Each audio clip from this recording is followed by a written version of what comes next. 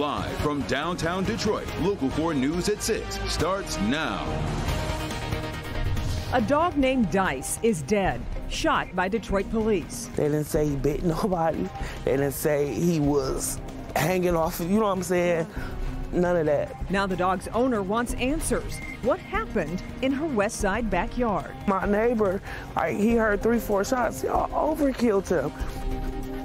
Thanks for joining us here for the News at 6. I'm Kimberly Gill. I'm Devin Skilling. It was just last week the Local 4 investigators exposed the growing problem of police killing dogs in Detroit. 44 dogs were shot by officers in Detroit last year alone, and 100 over a 3-year period. Tonight, a dog owner comes forward to our investigative reporter, Karen Drew, and she joins us with more. Karen. Well, Kim and Devin, we have talked to many Detroiters about their dogs being shot by officers. And as we have reported, there are times these shootings have been warranted. But this case, it's perplexing because the dog was apparently shot in the owner's backyard.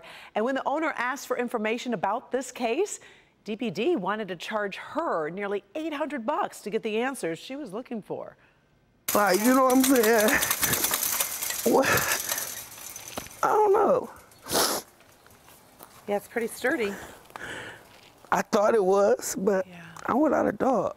What happened in Fanice Watkins' Detroit backyard? Where the blood was right there. Fanice is talking about the blood of her dog, Dice, an emotional support dog. She says Detroit police shot and killed him in this backyard back in February when Dice got out of his kennel. What was his personality like? Playful, territorial, protective, loving. Yeah, he was a part of my family. He helped me through some difficult times. So what happened to Dice? My neighbor, he heard 3-4 shots. Y'all overkilled him. You couldn't tase him. You couldn't wait on animal control. What'd they say? They couldn't get him back in the kennel, and they had to put him down. They didn't say he bit nobody. Fanice is trying to get answers, filed a Freedom of Information request. DPD sent this estimate bill of nearly $800 for her to get those answers. $800? Yeah, because I requested their dash and their body cam to see what made y'all kill my dog in his backyard. You don't have $800. I don't. So you don't get to find out? I guess. I'm just without my dog. She's heartbroken and so frustrated. Y'all can come to my house and kill mine and walk away and just tell me to hell with it. That's not right. Y'all killed him in his backyard. As we reported, Fanice is not alone. When they shot him, they shot a member of our family. 44 dogs were shot in Detroit just last year by police officers. Y'all can't keep doing that because I can't come and shoot your dog. Fanice, like many other dog owners that we talk to, say they wish there was more training for officers. Now, in the past hour, I did receive a statement from a spokesperson from Detroit Police stating in part, the actions taken by the officers is under investigation. We are reviewing body camera footage reports and any other additional information. As we mentioned, you recently did an entire investigative series on this issue. We definitely did, and we covered a lot of different topics in that. We broke down the causes of this issue, the neighborhoods where more dogs are shot. We followed rescue groups. We also compared Detroit to other cities when it came to dog shootings by officers. We also did a special on Local 4 Plus with Christy McDonald. It's called Inside the Investigation, where we talk through actually how we were able to obtain the information that we did get and talk a little behind the scenes of the investigation. You can find that on Local 4 Plus right now. And I'll tell you, they try to hand us a bunch of big bills too to try to get this information. And you know, if you're a family, if you're just Fanice, you know, you don't have these dollars, but you do have a right to get the information. So we're gonna work for her. You got it. Right. In more news tonight, new claims from the legal team representing former Detroit Pistons executive Rob Murphy. They're claiming he was fired despite an investigation that found no wrongdoing. Murphy's one-time executive assistant is suing the team, claiming Murphy sexually harassed and groped her when he was assistant general manager. The Pistons put Murphy on leave last October. Murphy's attorneys put out a statement today claiming he passed a polygraph in November of 2022 and cooperated with an investigation by an outside counsel. They say their law firm received an email from the Pistons this past February confirming the investigation found no evidence of harassment, discrimination, or retaliation by Murphy or the Pistons. He was fired May 4th after the accuser spoke out to ESPN. The firm says Murphy plans to publicly refute the allegations at a later date. Three hands-free driving bills are inching their way toward Governor Whitmer's desk. Green-lighted by the state Senate yesterday, now headed back to the House for final approval. Three different bills. Megan Woods joins us live now with how drivers, all of us, are going to have to adjust here, Megan, if this law goes through. That is so right, Devin. So it is expected that the House will approve it. So that means these three bills could go into effect as soon as June 30th. And that also means no more of this. One hand on the wheel, another hand holding your phone. And it doesn't matter if you're talking on the phone, looking for directions, changing a song. It doesn't matter. And what drivers have to say about it might shock you. Take a look.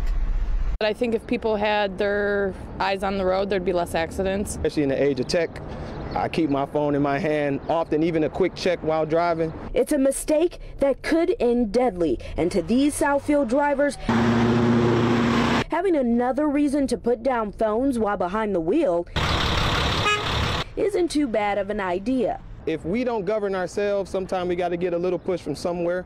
So we try to make sure that we follow the rules. June 30th is going to creep up on us quick, but hey, we got to do what we have to do. Then there's Bonnie Raphael, a Sault Ste. Marie mother. For my family, it's a victory. Back in 2010, one of her twin daughters, Kelsey, died in a distracted driving crash when she was 17. She was actually the one that was distracted. Since then, Bonnie created the Kids Driving Responsibly Challenge and passed Kelsey's Law, where it's illegal for teens with a level 1 or 2 license to text or talk on the phone while driving.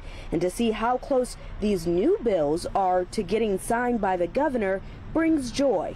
I know that my little Cal is just dancing in heaven saying, look it, we did it. Might have taken 13 years, but we did it. So do yourself a favor and get you one of these so you can put your phone here and it's hands-free while you're driving. And also head over to clickondetroit.com. We break down those bills. You can take a look. And if you get caught with your cell phone in your hand after these bills are approved, you can see $100 fines, $250 fines. So again, head to clickondetroit.com for a closer look. Back to you. And I don't know how long the grace period will be before we're all expected to start following and towing the line. Exactly right. All right, Megan. Oxford schools have put several new security measures in place since the shooting that killed 4 students back in 2021. But is it enough? An outside firm was hired to answer that question, and today they presented their findings. Sean Lay is live with how that report is sitting with people in the community. Sean. Good evening, Kim. This report came out earlier in the week, and you're right. Today was the first day that parents here in Oxford had a chance to dig into it and ask questions about it. The young lives lost to the Oxford shooting: Madison Baldwin, Tate Meir, Justin Schilling, and Hannah St. Juliana, and those hurt by the gunman. This entire community still in pain and wanting answers and change so it never happens again.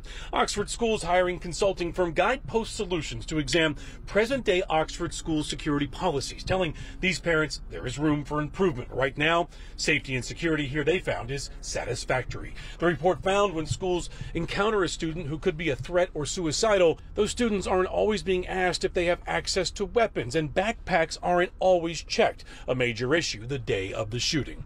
The parent group Change for Oxford also reacting to this report today, speaking to the community with this Zoom question and answer session. Biggest takeaways: trust between the district and families has not been restored. Communication about new threats is vague. We need a trust to be regained between the school board and community.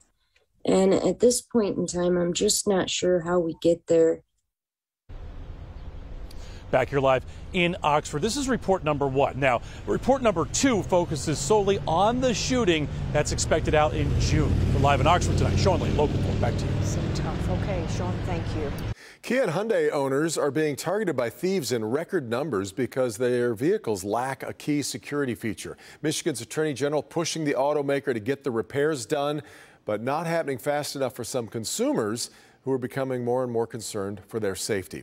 Our consumer investigator, Hank Winchester, live at Troy Motor Mall. It's a big problem, Hank. Devin, this is a huge problem, and a lot of people have been making their way to the Hyundai dealer not far here behind me at the Troy Motor Mall to get this problem fixed once and for all. The problem, though, is that so many crooks and thieves out there are now targeting these vehicles because they know in many cases they're easy to take off with. These photos help tell the story. A broken window, glass on the ground, the ignition manipulated, the thieves creating a big mess in this vehicle, a costly mess. When I opened the driver's side door, the panel that is underneath the steering column was on the floor. Jeremy, who's a colleague here at Local 4, owns the Hyundai that was targeted. The crooks not that crafty as they weren't able to take off with the vehicle, but the damage was done. I was kind of shocked that it happened and was upset. Certain Kia and Hyundai models lack a key security component that makes theft pretty easy. The automaker working on the fix as a recall has now been issued, but many like Jeremy still waiting for that fix. The numbers are just shocking. Thefts up 85% last year. The vehicles lack that engine immobilizer, which prevents the engine from firing up without a key. So far, 165,000 vehicles have already been repaired, but more than 2 million customers are now on notice that that repair needs to be done. You always think it's not going to happen in your neighborhood, and it did. Yeah, unfortunately, this is a huge, huge problem. If you have not yet been contacted by the automaker, make sure that you reach out to Kia or Hyundai immediately. Work to get your name on this list. As you can imagine, they are working to repair many vehicles, working to make them safer so they're not a target for thieves moving forward. We're live here tonight at the Troy Motor Mall. Hank Winchester, help me, Hank, Local 4. New at 6. And for one, meteorologist Kim Adams, well, not quite as nice tomorrow as today, as we'll have increasing clouds with temperatures back into the upper 70s and a chance for rain. A change to the weekend forecast I think moms are going to like. Coming up, we'll introduce you to the Fowler family from Shelby Township. 3-year-old Beckett Fowler recently diagnosed with a rare form of brain cancer. Within less than 12 hours, St. Jude's accepted us, and they said, pack your stuff, come Wednesday next week. And now this family needs our help. We'll tell you how you can support them coming up.